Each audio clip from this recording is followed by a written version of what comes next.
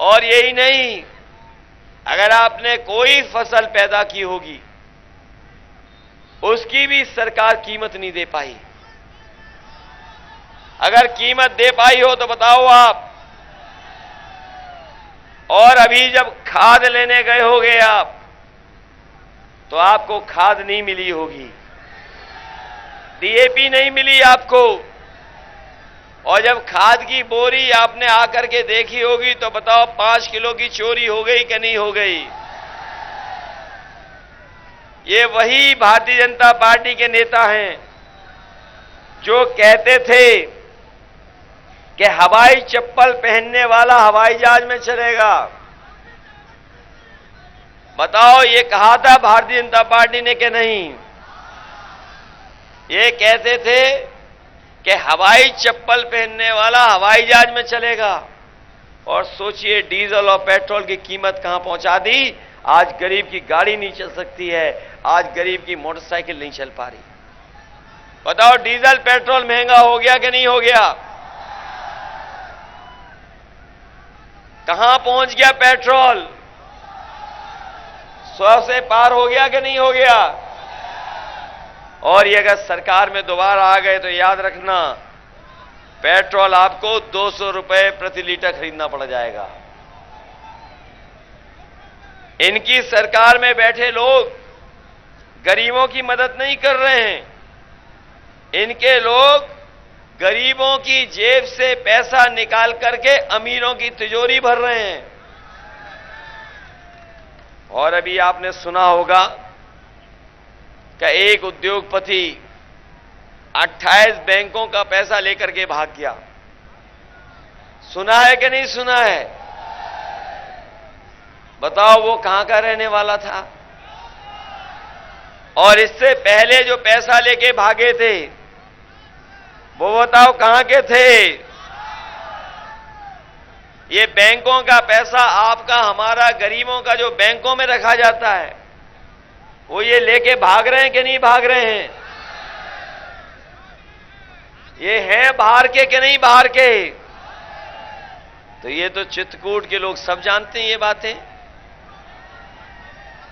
बातें तो चित्रकूट के लोग सब जानते हैं। इसका मतलब ये है कि इस बार चित्रकूट के लोग भारतीय जनता पार्टी को वोट डाल करके कूटने का काम करेंगे। बताओ, ये वोटों से कूटे जाएंगे कि नहीं कूटे जाएंगे? ये सरसों का तेल कितने रुपए का हो गया अब? और जब आप खेत में सरसों खड़ी है और बेचते हो तो बताओ आपको कीमत मिल पाती कि नहीं मिल पाती?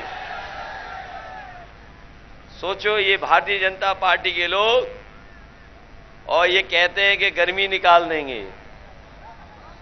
जब से पहले दूसरे चरण का वोट पड़ा है, इनके नेता कार्यकर्ता ठंडे पड़ गए हैं।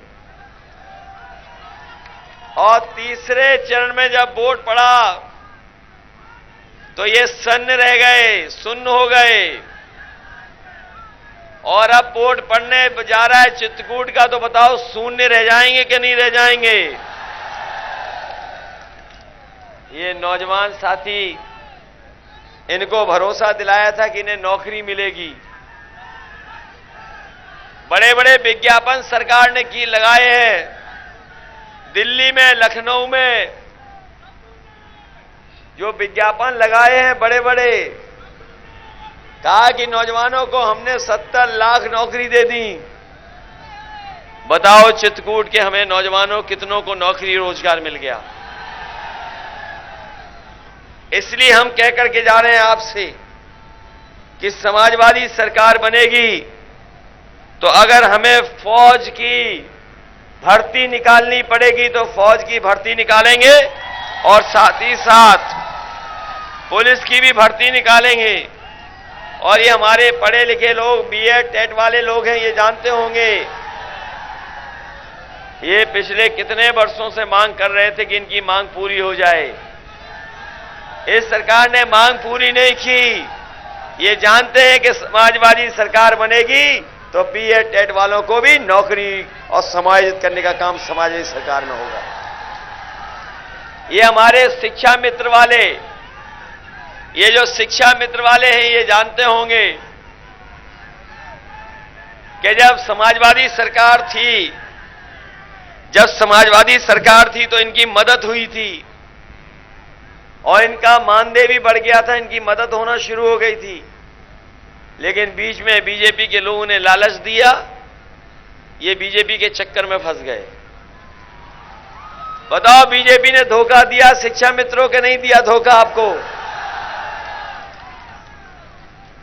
और इनके परिवार में इनके लोग, लगभग 5,000 लोगों की जान जा चुकी है। बताओ, 5,000 लोगों की जान चली गई कि नहीं चली गई शिक्षा मित्र वालों? अगर कोई मदद करने जा रहा है अपने शिक्षा मित्रों को, तो समाजवादी सरकार में इनकी भी मदद करने का काम करेंगे।